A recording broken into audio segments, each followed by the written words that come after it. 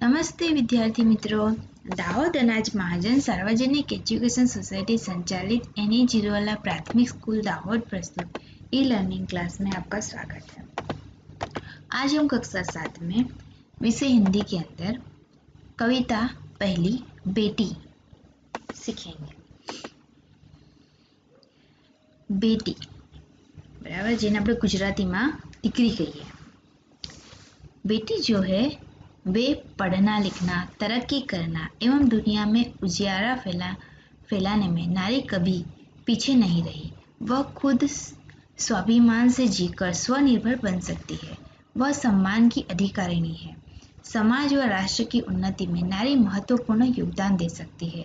प्रस्तुत कविता में एक बालिका की आशा एवं भावनाओं की अभिव्यक्ति द्वारा उसके आत्मविश्वास को व्यक्त किया गया है। એટલે કે આ જે કાવ્ય છે એની રચના દીકરીને અનુલક્ષીને કરવામાં આવી છે। આપણે દીકરીને દીકરાની જેમ જ ભણાવી ગણાવી જોઈએ એવું અહીં એક દીકરી પોતાના હૃદયની વાત સમાજ આગળ કરે છે। તે કહે છે કે હું પણ ભણી ગણી સમાજમાં અને દુનિયામાં પોતાનું નામ કમાવા માંગુ છું। તો આપણે કાવ્યની સમજૂતી જોઈએ।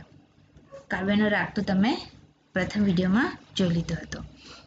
बेटी हूँ मैं तारा बनूंगी सहारा बनूंगी।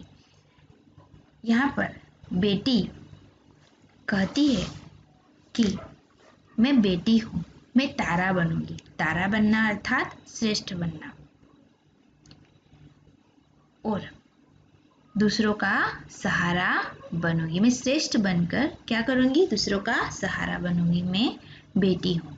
लेकिन यहाँ દીકરી કહે છે તમને લોકોને ખબર હશે એકમ કસોટી જ્યારે તમે આપો છો તો કોઈ પણ કાવ્ય હોય કે પાઠ હોય, ગદ્ય હોય કે પદ્ય હોય, એના અમુક ફકરા આપેલા હોય છે અને તમને પૂછવામાં આવે છે કે આનું ભાષાંતર કરો, માતૃભાષામાં અનુવાદ કરો, બરાબર। એટલે હું તમને ગુજરાતીમાં પણ એનો અનુવાદ સમજાવું છું। અહીંયા કહે છે એક દીકરી કહે છે કે હું દીકરી છું, હું તારો બનીશ એટલે કે શ્રેષ્ઠ બનીશ અને તારો બનીને હું લોકોનો સહારો બનીશ। હું દીકરી છું। બીજી પંક્તિમાં કહે છે गगन पे चमके चंदा मैं धरती पे चमकूंगी, धरती पर चमकूंगी मैं उजियारा करूंगी। आ पंक्ति में बेटी यहाँ पर कहती है कि जिस तरह चंदा गगन में चमकता है उसी प्रकार वे धरती पर चमकना यानी कि नाम कमाना चाहती है।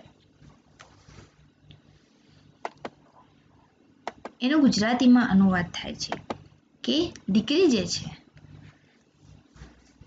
વે એ ગગનમાં ચમકીને ગગનમાં તારાની જેમ ચમકીને ધરતી પર ચમકવા માંગે છે અને અજવાળું ફેલાવા માંગે છે।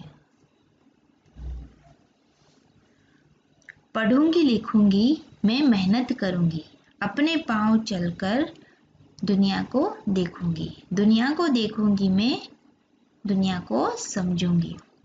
इस पंक्ति में बेटी कहती है मैं पढ़ूंगी और लिखूंगी, मैं खूब मेहनत करके आगे बढ़ूंगी, मैं सारी दुनिया को देखकर उसके व्यवहार को समझने का प्रयत्न करूंगी, मैं दुनिया को अच्छी तरह से जानूंगी, मैं बेटी हूँ। અહીંયા દીકરી કહે છે કે હું ભણીશ અને લખીશ એટલે કે હું વાંચીશ અને લખીશ, ખૂબ જ મહેનત કરીશ અને પોતાના પગભર થઈને દુનિયાને જોઈશ અને દુનિયાને સમજીશ એવું અહીંયા એક દીકરી કહે છે। પછીની પંક્તિમાં કહે છે કે फूल जैसी सुंदर मैं बागों में खिलूंगी, तितली बनूंगी मैं हवा को चूमूंगी, नाचूंगी गाऊंगी। यहाँ पर बेटी कहती है कि मैं बगीचे में खिले हुए फूल की तरह मैं भी दुनिया रूपी बाग में खिलूंगी, अर्थात मेरे कार्य रूपी सुगंध को फैलाऊंगी यानी कि जो कार्य मैं करूंगी उससे पूरी दुनिया में फैलाऊंगी। અહીંયા દીકરી કહે છે કે હું ફૂલ જેવી સુંદર બાગમાં ખીલીશ, તિતલી બનીને હવાને ચૂમીશ અને નાચીશ અને ગાઈશ એવું અહીંયા એક દીકરી કહે છે। હવે તમે વિદ્યાર્થી મિત્રો તમે કાવ્યની સમજૂતી જોઈ। હવે તમારે આ કાવ્ય સુંદર અક્ષરે તમારી નોટબુકમાં લખવાનું છે, એના શબ્દાર્થ લખવાના છે અને પ્રશ્નોના જવાબ પણ લખવાના છે. ધન્યવાદ.